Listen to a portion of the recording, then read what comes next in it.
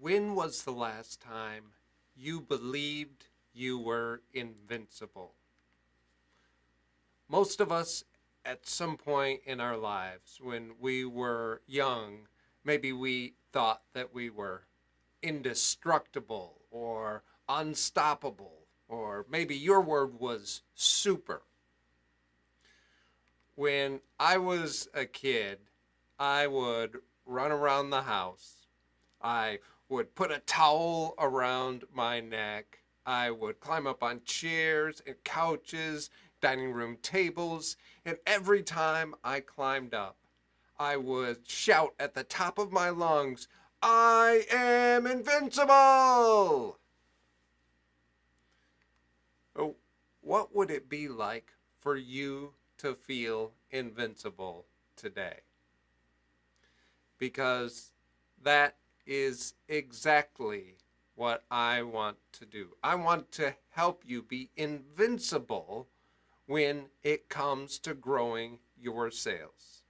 And the way we're going to do that is by going through some simple steps to help you reach key line of business decision makers and move them to buy now. Now, if you think about it, if you were reaching line of business decision makers and you were moving those decision makers to buy now, wouldn't that help you feel invincible? Hi, my name is Mark Steele, and on this channel, we help you sell with confidence, lead with purpose, and speak with impact. I am a professional speaker, I'm a sales consultant, and I'm a best-selling author. And I work with groups almost every single day, even in today's challenging times, to help them grow their sales, to be able to connect and feel more connected with their customers, as well as to speak with impact. And I want to share a couple things with you today that you can do to help you be able to achieve those results. And one of the nice things is that the same things that I'm going to share with you today will also help you maximize your customer conversations, which means that every time you meet with your customers, you're going to be moving that sales cycle forward. It'll help you feel more confident because you'll feel more prepared, and it'll help you use your time more effectively because when you are meeting with your customers, you are going to be moving them, connecting with them even better, and moving them towards the goal that you're working towards. Now, the first most important question you have to ask yourself is, do you want to grow your sales? Now, most of us would say yes to this question. Most of us want to grow our sales. Most of us want to be more connected and engaged with our customers. The way in which we do that, there are some fundamental things that we can do, that we all can do every time that we're meeting with them. And think about today's challenges, right? More often than not, we're actually, as a salesperson, or even as a leader leading a team, we're no longer meeting face to face with our customers. Most of the time, the conversations that we're having are just like we're having right now, via video over, a teleconferencing app of some sort. And so it's very important that we still find ways to be able to connect with our customer, to be able to show them that we understand their needs, and more importantly, help them feel more comfortable by building trust with them. So what are some of the key things in which we do? Well, in my recent book, also called Invincible Success, I wrote about 6 key principles. I want to share with you the first two key principles. And Invincible principle number one is to create intentional connection. And what do I mean by intentional connection? I mean that not just connection for connection's sake. For example, oftentimes I'm sure this happens to you as well. When we're cold calling, or we're just sending out an email blast, we're just looking, we're grasping at straws, we're trying to just create any type of connection. But well, without question, we're far more effective when we're intentional about that connection that we're trying to build. And some of the ways in which we do that, I talk about three key things that you can do to build intentional question. First, we need to learn everything that we can about that customer or potential customer.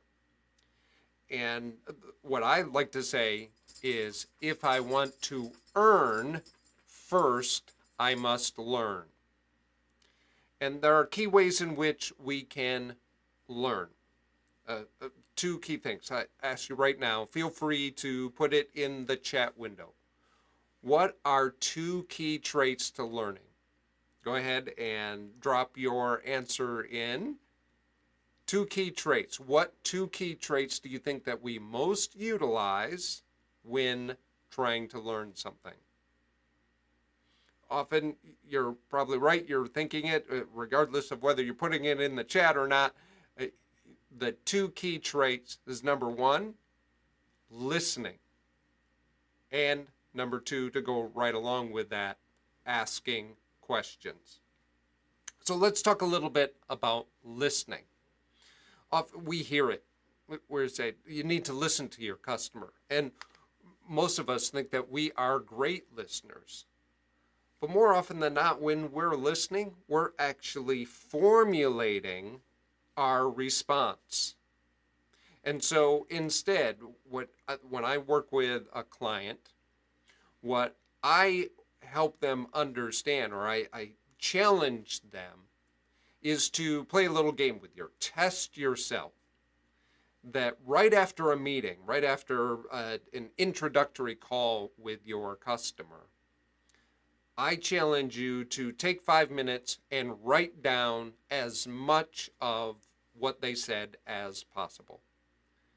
And that would sort of test you on how much you listened to listen, or to show that you're listening, or how much you listened to truly understand what they were saying. So go ahead and try that the next time that you're having a conversation with someone, whether it's a spouse or a friend, or whether you meet with a customer. Challenge yourself to try to write down as much as you can about what they told you. So that will help reinforce that listening to understand. But there's another key part of listening, which is empathy, is truly understanding their pain. And we hear it, right? You've heard that. I'm not the first person to say that we need to have empathy towards those that we're trying to do business with. But even though we're often told that, do we really put that into practice? And I used to work for Microsoft, one of the largest organizations in the world. And I saw firsthand the true power of empathy. If you are aware of Microsoft in any way, 10 years ago, the company was stagnant. The customers were not enthusiastic. They were struggling in the marketplace. And then Satya Nadella took over in 2014. And I got to have firsthand account of the power of empathy, because he called it one of the most important things, one of the most important elements in our connection to our customer. And in fact, he saw it as the key way that we realize, that we understand our customers' unmet, unarticulated needs. And because of that, the leadership and the sales teams were educated, were coached on how to truly develop empathy when meeting with customers. And the results are very clear that since Satya took over, Microsoft has grown. Their sales have been bigger than ever before, and they're one of the most recognizable brands in the world today. Much of that is because of that focus on empathy. So when you're meeting with your customer, write down immediately afterwards what that customer told you. And make sure that those first meetings, those introductory conversations, are about them, about getting to know them better and their needs better, versus talking about you and your products or services. And then to go right along with that, we talk about asking, becoming great at asking questions. Not all of us are great at asking questions. And so I challenge you to what I like to call become a master discoverer. I want you to take time, maybe even set on your calendar, first thing in the morning or just before you quit at the end of the day, 5 minutes. And I want you to write down key questions that you can be asking your potential customers. Sometimes those are broad questions that every single one of your customers should be asked. And sometimes those questions may be very specific to only one customer.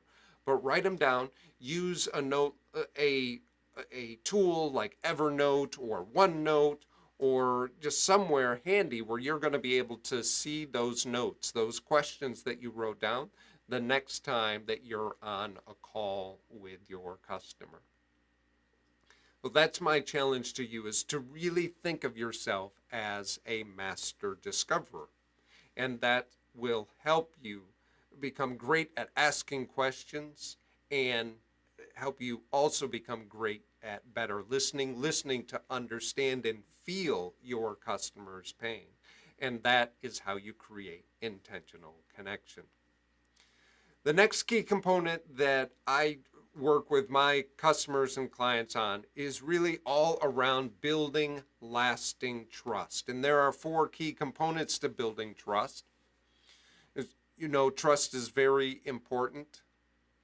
And in fact, one person that I interviewed for my book, his name is Chris Sakalowski, and he runs a multi-million-dollar healthcare organization for a well-known brand.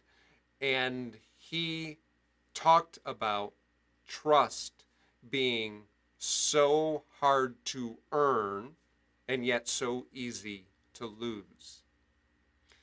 And we want to make sure that everything that we're doing, every time that we're interacting with our customer or those we serve, that we are reinforcing and building trust.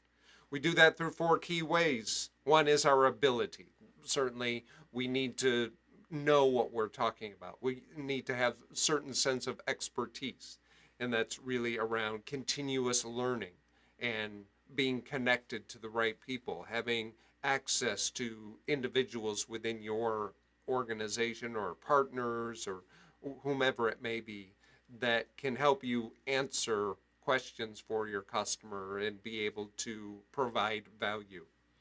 And that doesn't mean you need to know it all, but you certainly need to be able to connect to people that can get the answers that are needed. Second important element of building trust is consistency. Being able to Your customer needs to be able to count on you. So if you say you're going to make a particular meeting, then be there.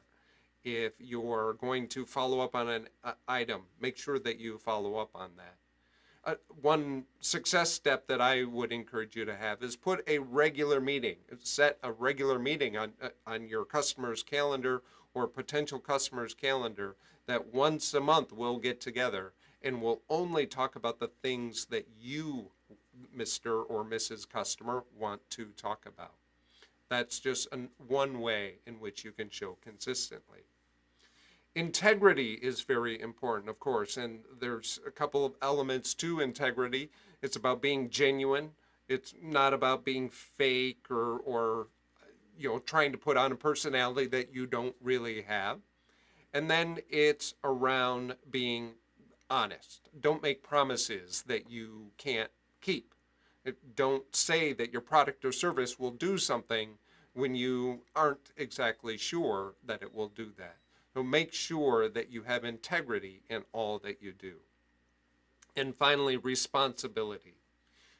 You can be responsible in all facets that affect that customer. That doesn't mean that you are responsible for making sure that everything gets done. We certainly have lots of responsibilities on our plate already. But you can be responsible for whatever happens in regards to your customer. If somebody else screws up, you take responsibility for that and do what you can to make it right. If your customer has a question, even if it's somebody else that on your team that is ultimately the one that will answer that question, you take responsibility for making sure that that answer happens. Even if you are not the primary account executive or the face for that particular or your organization with that customer, each individual member on that team can and should be taking responsibility for their role in making sure that those customers' needs are being met. So with those four elements, your ability, your consistency, your integrity, and taking responsibility, by reinforcing those with every interaction, that is how you will build lasting trust with your customer. If you found this helpful, I encourage you to subscribe to this channel. I'll be going live with more helpful tips. I'll be talking about other principles from my book. I'm going to be interviewing guests. We'll be talking to sales directors and sales leaders and sharing their tips with you. So make sure that you subscribe so that you will be notified the next time we go live. And I look forward to talking to you very soon and helping you reach invincible success.